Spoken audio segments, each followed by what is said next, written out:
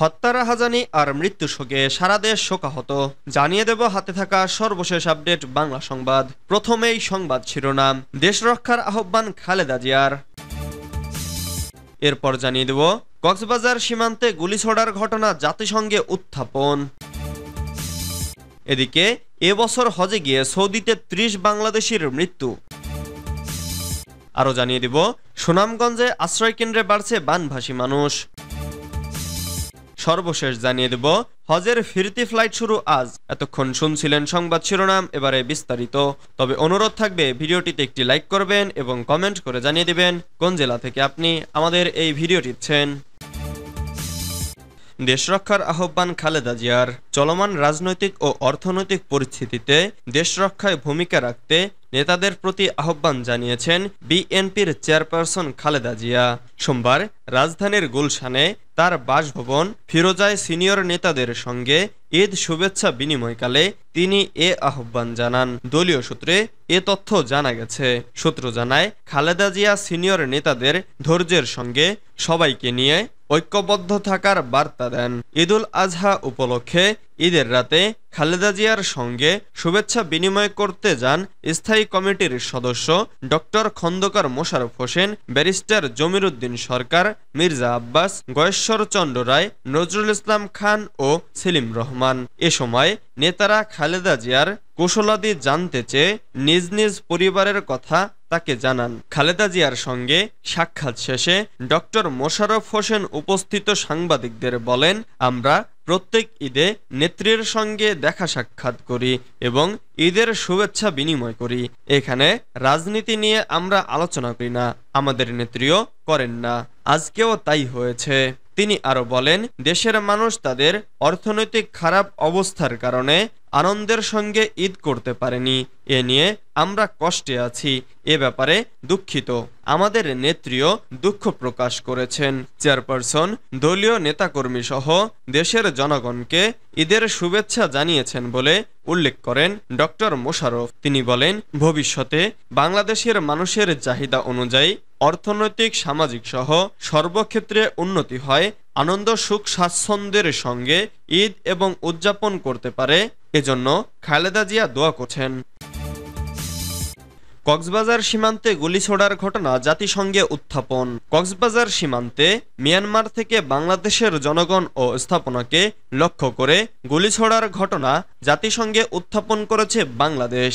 ঢাকার পক্ষ থেকে জাতিসংঘ মানবাধিকার কাউন্সিলের ৫৬তম অধিবেশনে বিষয়টি তুলে ধরা হয়। বাংলাদেশ জানিয়েছে, মিয়ানমারের যে কোনো সংঘাত তাদের অভ্যন্তরীণ বিষয় হলেও তা যেন বাংলাদেশের জনগণ ও সম্পদকে প্রভাবিত না করে। জেনেভায় জাতিসংঘে বাংলাদেশের স্থায়ী মিশনের সংবাদ বিজ্ঞপ্তিতে এ তথ্য জানানো হয়। সংলাপে বাংলাদেশের পক্ষ থেকে জানানো হয়, নানা সীমাবদ্ধতার পরেও বাংলাদেশ গত ৭ বছর ধরে প্রায় ১২ লাখ রোহিঙ্গাকে আশ্রয় দিয়ে আসছে।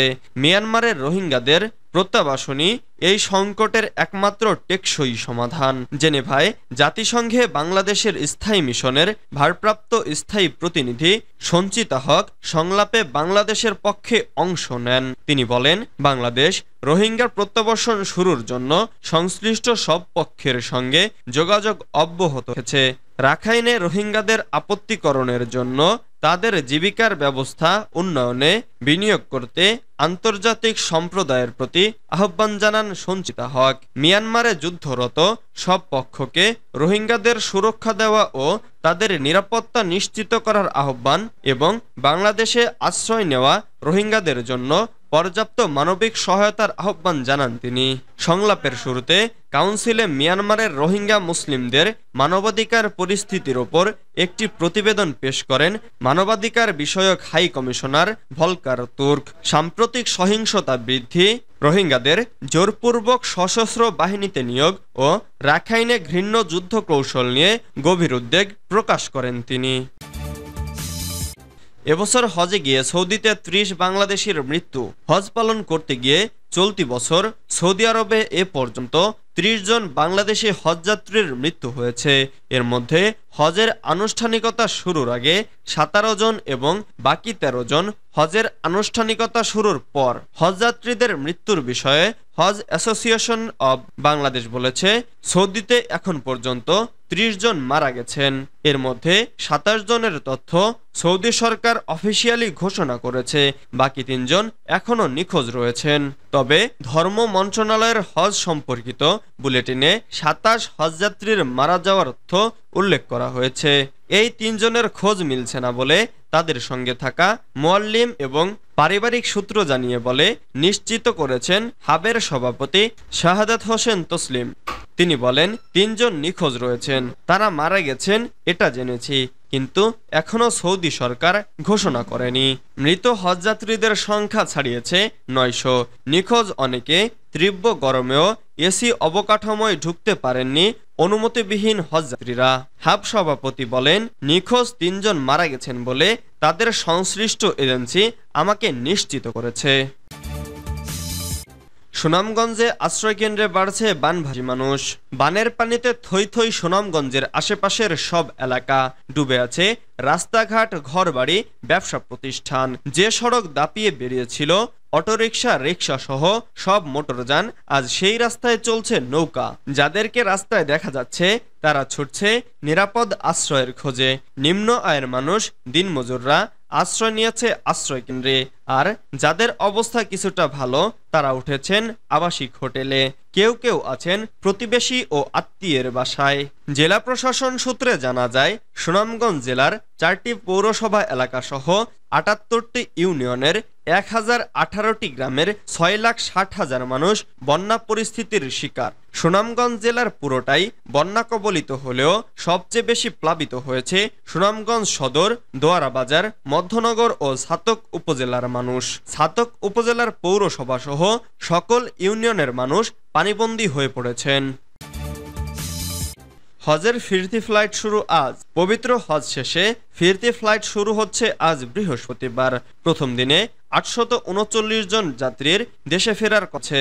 হজ পোর্টালে আইটি হেল্প ডেস্কের প্রতিবেদনের বুলেটিন থেকে এ তথ্য জানা গেছে। হেল্প ডেস্কের তথ্য মতে আজ বিমান বাংলাদেশ এয়ারলাইন্স এবং ফ্লাইনাস এয়ারে দুটি পৃথক ফ্লাইটে ৮৩৯ জন হাজি দেশে ফিরবেন। বিমান বাংলাদেশ এয়ারলাইন্সের প্রথম ফিরতি ফ্লাইটটি রাত ১১টা ৫৫ ঢাকার শাহজালাল আন্তর্জাতিক বিমানবন্দরে অবতরণ করবে। তথ্যমতে ফিরতি হজ ফ্লাইটের অর্ধেক যাত্রী বিমান বাংলাদেশ এয়ারলাইন্স এবং বাকি অর্ধেক Saudi airlines and flynas air বহন করবে। এবার বাংলাদেশ থেকে মোট ৮৫,২২৫ জন সৌদি আরবে যান হজ পালন করতে। আগামী ২২ জুলাইয়ের মধ্যে তাদের সবাইকে দেশে ফিরিয়ে আনার লক্ষ্যে এয়ারলাইন্সগুলো ফ্লাইট সূচি সাজিয়েছে। এদিকে হজ পালন করতে গিয়ে এখন পর্যন্ত বাংলাদেশি মোট ২৭ জন হজযাত্রী মারা গেছেন।